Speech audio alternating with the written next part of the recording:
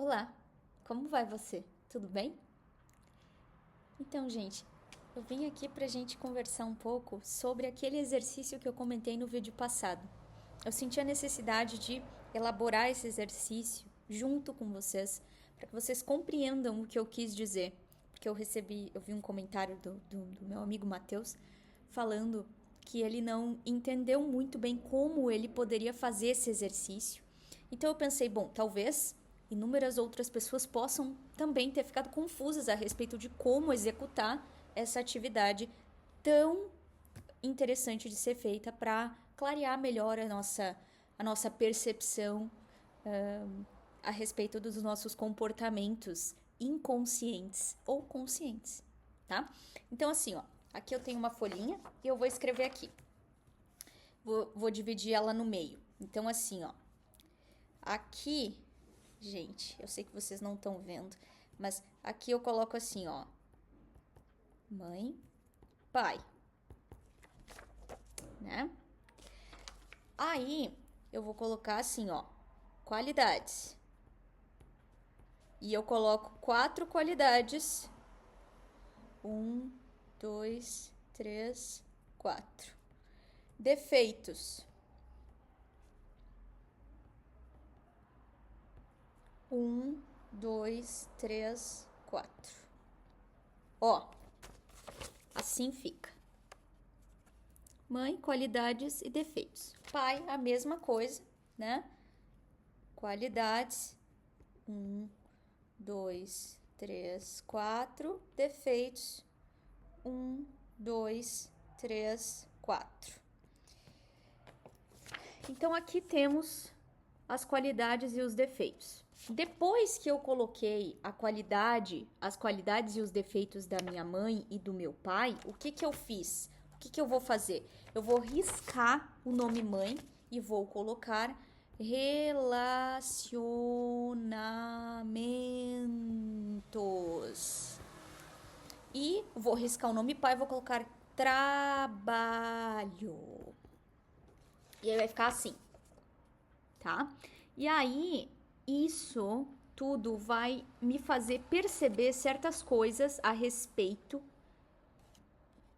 da minha cegueira ou da minha clareza. Isso pode acontecer tanto com relação às qualidades quanto em relação com os defeitos. Por exemplo, se eu disser que, sei lá, vamos pensar assim, ó, se eu disser que uma qualidade é tipo, por exemplo, perfeccionismo, né? Eu considero que perfeccionismo é uma qualidade. Ah, sei lá, minha mãe era perfeccionista. Aí eu considero isso uma qualidade. Como isso me afeta na minha vida? Porque eu acho que isso é bom. Só que muitas vezes eu procrastino, porque eu considero que uma das minhas grandes qualidades é ser perfeccionista. Aí eu entro num paradoxo, porque como assim? A minha maior qualidade, na verdade, me prejudica? Ou melhor, a coisa que eu mais admiro na minha figura materna é uma coisa que me prejudica nos meus relacionamentos, porque provavelmente existe um perfeccionismo ali atrelado às relações que eu desenvolvo. Então, eu sempre cobro muito, eu sempre espero demais, eu sempre tenho aquela visão de criticismo exacerbado com relação à pessoa com a qual eu estou me interessando ou me envolvendo amorosamente ou nas minhas relações diárias, tanto mais emocionais, tá? Porque tudo que tem a mãe é mais ligado à emoção, ao afeto. Então, minhas relações afetivas, sejam elas de parceiro romântico ou não, eu posso ser muito perfeccionista e isso pode me tornar uma pessoa extremamente crítica ou uma pessoa que procrastina demais a própria vida afetiva porque quer escolher perfeitamente, tá? Isso, se eu considero uma qualidade, olha só o que eu preciso rever. Eu preciso rever o meu padrão de qualidade, né? Qual é o meu padrão de qualidade? O que é qualidade mesmo, né?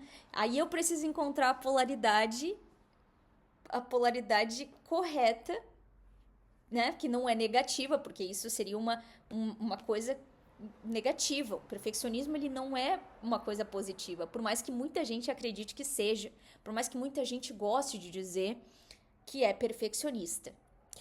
Na verdade, a pessoa é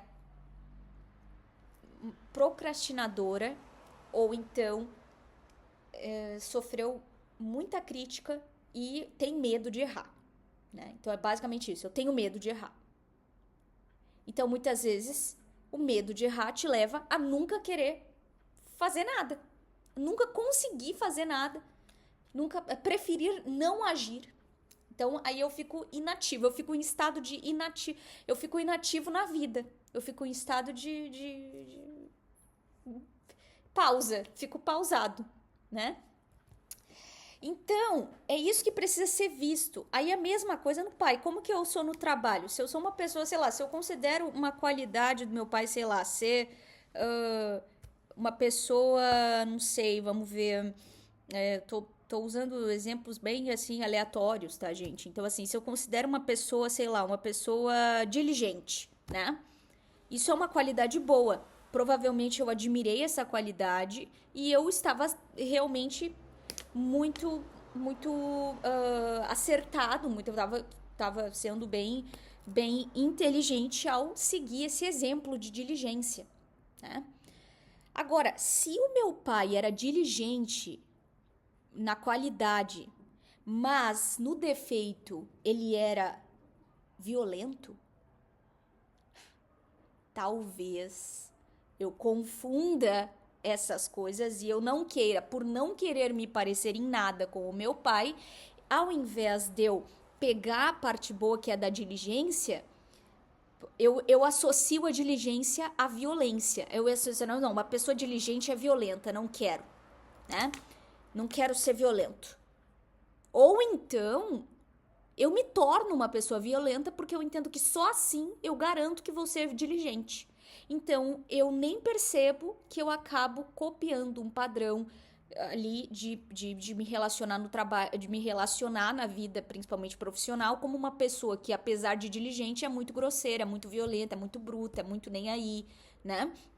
Então, aí se eu não me atento para isso, muitas vezes o que acontece comigo, apesar da minha diligência, ou eu não consigo estabelecer vínculos assim sólidos em lugar nenhum, ou eu não consigo crescer com tanta facilidade nos lugares, eu preciso construir o meu próprio império sozinho, porque assim eu consigo, só que eu não consigo às vezes construir uma equipe que verdadeiramente firme comigo profundamente, porque eu sou grosseiro, porque eu sou violento, né? Aí as pessoas muitas vezes não se comprometem tanto porque eu não consigo cativá-las o suficiente para que elas realmente se sintam seguras comigo.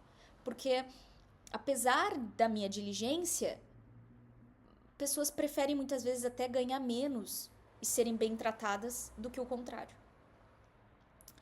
Então, assim, isso são pontos que esclarecem pra caramba certas coisas na nossa vida.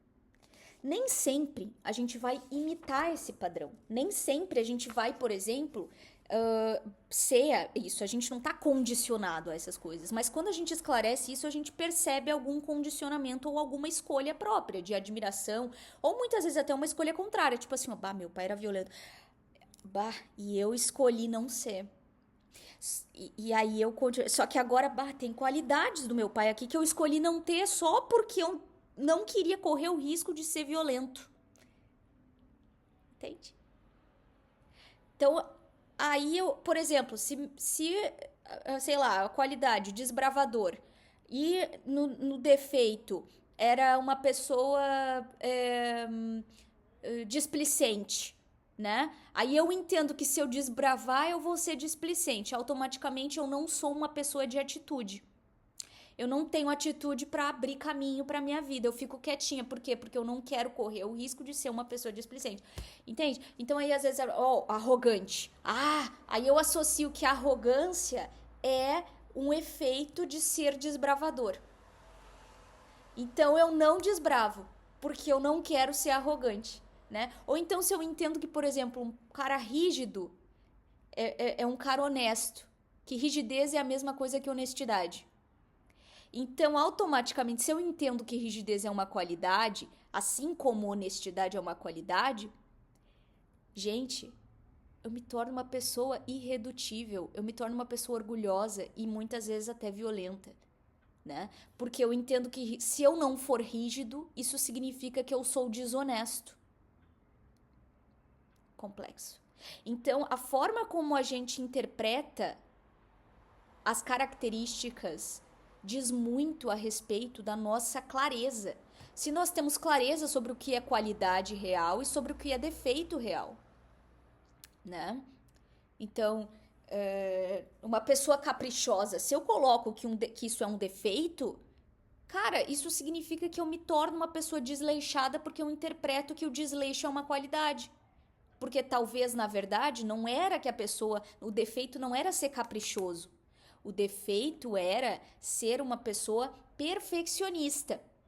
Só que daí eu erro a palavra, automaticamente eu já tô falando de coisas totalmente diferentes. O capricho não tem nada a ver com perfeccionismo. Então, entende que muitas vezes a gente se torna algo para fugir de outra coisa que muitas vezes nem é exatamente o ponto central. Então, a gente desenvolver essa clareza é muito importante para conseguir, abrir caminho na nossa jornada de um modo tal que realmente a gente possa iluminar a nossa vida e a vida das outras pessoas. Então, gente, essa aqui é a explicação do exercício, tá? Assim, tá bom? Quem quiser dar uma pausa aí para olhar melhor e fazer. E eu tenho certeza que isso aqui vai trazer muita clareza para você se você decidir fazer. Até um próximo vídeo.